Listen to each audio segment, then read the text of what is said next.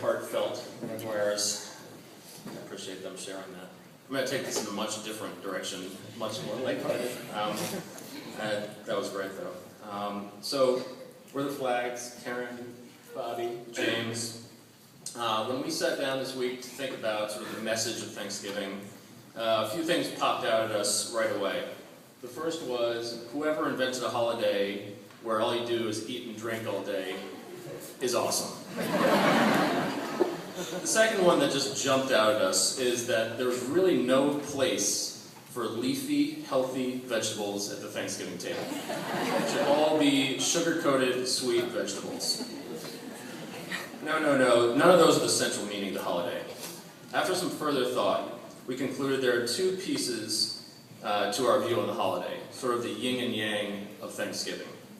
The first piece is that we've got to pump the brakes a bit, press the pause button on the Minecraft game, and ask yourself, what am I really thankful for?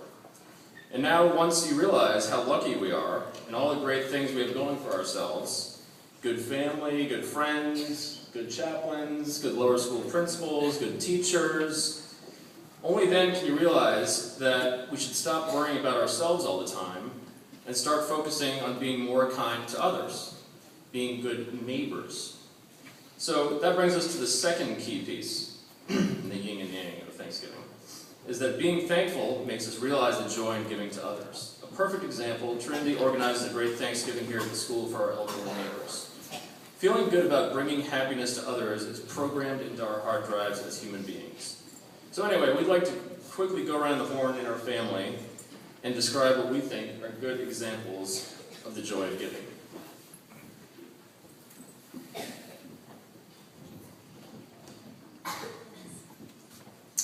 So, I'm Karen, and many of you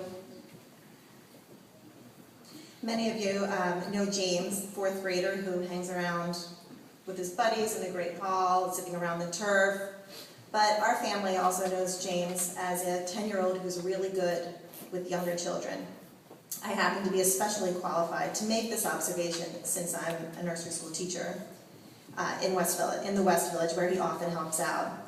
By the end of the day, James will be the Pied Piper and has a little line of 3-year-old students following him around. Another good example was over the summer when some families came to visit from China. By the end of the weekend, the 3-year-old named Feifei, who barely spoke any English, was chasing James around and calling him my American brother. Anyway, the point is that he gets down to their level and truly enjoys being with them, teaching them new things, and just walking around with them. He gets joy in giving to these little people, and his parents also don't mind and enjoy in his giving as well.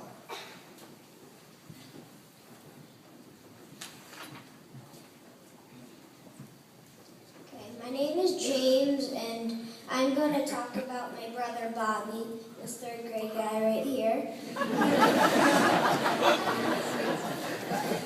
He is really good at making people feel comfortable when they are in a new situation or visiting somewhere. He is a very gracious host. For example, when my friend Jack Johnson visited us over the summer, and I was busy playing in a tennis tournament and could not spend time with Jack the first day. Rather than hang out with his parents all day, Bobby was nice enough to show Jack around all over the tennis club. He gave him a tour of the snack shack, the locker room, and even gave him a tour of the golf course. Turns out it was an extra long tour of the golf course. Bobby decided to teach Jack how to play golf and went off walking around the furthest spots from the clubhouse. The golf pros ended up sending out scouts and golf carts to find Jack. It was pretty funny. The point of all of this is that Bobby really enjoys showing people new things and places. He enjoys giving to them.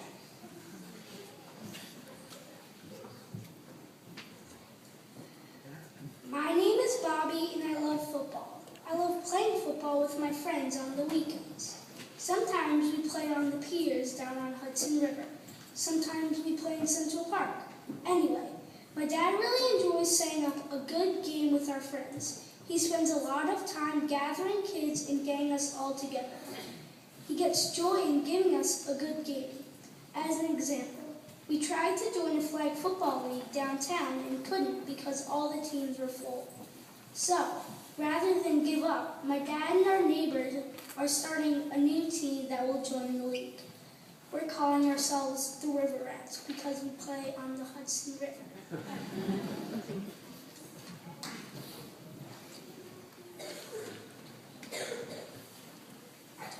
So I want to discuss my wife Karen's wonderful cooking. She's a great cook, and thankfully not just on special occasions. We're blessed with good meals several times per week. A couple of quick examples. She makes chicken noodle soup and rolls out her own homemade noodles. Who does that? She probably shared a batch of it with several of the teachers here today. Another example, we threw an engagement party for a friend recently, and she made a 24-hour slow-cooked pulled pork with homemade barbecue sauce. Yum. She definitely knows the way to a man's heart is through his stomach. Anyway, I bring this up because she's really joyful in giving these culinary creations to others. And when she makes the high-powered stuff like pulled pork, she'll stop and study your face on the first bite and only crack a big smile when she sees that you love it. An interesting observation on this for me is that if you ask why she's so into it, she'll say, cooking is therapeutic.